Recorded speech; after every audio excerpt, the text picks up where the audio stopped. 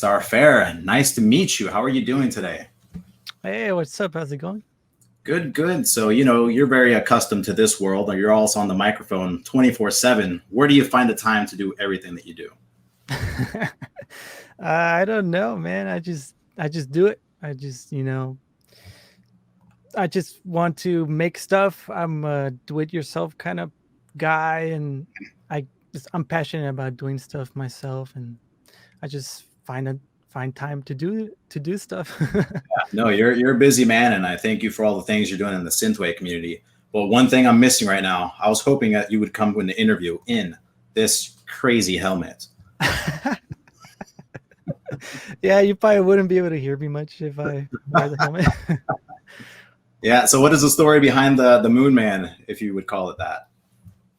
Well, once I discovered synthwave and I decided to start a synthwave project, I wanted to do something that was, spacey, had like a sci-fi vibe to it, like space synthwave. So Mhm.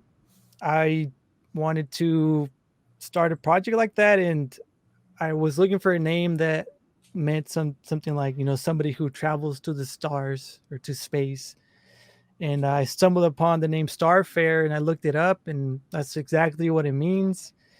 And I checked all the stream services if the name was available, if it was available on like social media, and it was available. So I was like, this is perfect. I'll use it. And Yeah, that's awesome. and then in the electronic scene and as the synthwave scene, a lot of artists, they have this persona type of thing. They wear helmets and they dress up. So I figured, I could dress up like an astronaut, be a spaceman. Yeah, no, that's awesome. Well, I hope you like our background. We have a whole space thing going on. I swear I didn't do that on purpose. And it's it was crazy. We just had the rover land on Mars, so that's exciting. And hopefully they'll find some aliens, right? That'd be great. Find some aliens and clap them cheeks. Clap, clap. So other than that, let's go ahead and talk about your Synth Valley Stream Fest. You've been pushing this forward really hard, and you had quite the show up of bands and everything.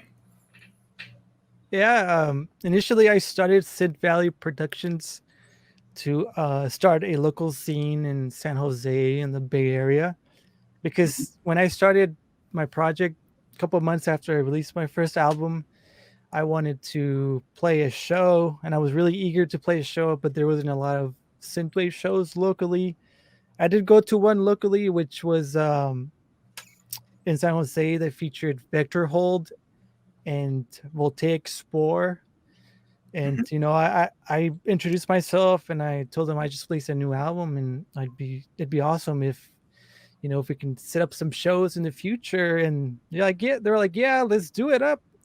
And months passed by and nothing came out of it. So I was like, you know what, I'm just gonna book my own show. And I found another local artist, and we booked our first show together, and that's how it started. And then I booked some other shows by myself as well, like after that. And then maybe like half a year later, I was like, you know what, I should probably start something that's gonna make it look more official, more professional. So I started Synth Valley Productions. Yeah, no, it's great. It's great. It's has quite the pickup. When is the next one? Any Synth Valley coming soon? Yeah, the next one is March 13th. But yeah, like during COVID hit, and I was wondering like when are we going to be able to play shows again. And like I've Yeah. said this before, like if someone in this summer of 2019 was like, dude, next year you're not going to be able to play any shows, you're not going to be able to go outside unless it's essential, I'd be like, what the fuck is wrong with you, man? That's But great. yeah, like COVID hit, and I was like, what are we going to do? And then a couple months passed by. I was like, you know what, I saw other people put on synthwave streams, and Hmm. I decided to put on my own because I have Synth Valley Productions. And yeah, that's how it started. I just hit up a Yeah. bunch of artists, and they were interested in performing. Well, you're killing it. You're killing it. So continue, please. And I want to talk about your new album that's coming out. Let's hear about the multiverse. Yeah, Multiverse is a remix album. It's gonna be a big ass album. There's gonna be like 19 remixes on there. It's a remix album. Um, we got Watch Out for Snakes, who's been on this program before, I know, and Yeah, Elevate the he's killer. Sky, and I think Knight Rider has been on here before. Yeah, take a look. We got But yeah, Night it's in just here, and I've seen them play live on your show as well. So they're awesome.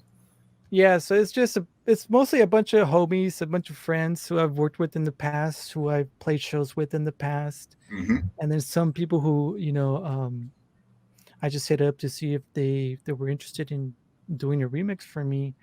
And the funny thing is, I know it's 19 tracks is a lot, um, but like I hit up like 20 people, hoping like maybe half of them would deliver. But here I am. I got 19 tracks for Yeah, it. I have one of my favorites here. Elevate the Sky has a Lunar Girl remix with you, so that's awesome. Yeah, Elevate the Sky is amazing. He's a really cool dude, and he's a good friend of mine. And I played shows with him in the past, and we've worked together. I haven't played guitar on one of my tracks, and yeah, it's great to work with him. He's a nice Yeah, guy. no, that's awesome. So I see also you have a new member to your family. Is that correct? Oh yeah, I just became a first time dad, so Yeah, congratulations. yeah, that's one of the main reasons why I decided to do a remix album because I don't have a lot of time to write, and it's been a while since I released an album. So I was like, you know what, now's the time to. It's the perfect time to plan a remix album and release it. Yeah, and the question: do you have any specific favorite thing that you like doing? Is it the podcast? Is it your own music? Is it the Synth Valley? What is your favorite work of art at the current moment? Um, I don't really have a favorite.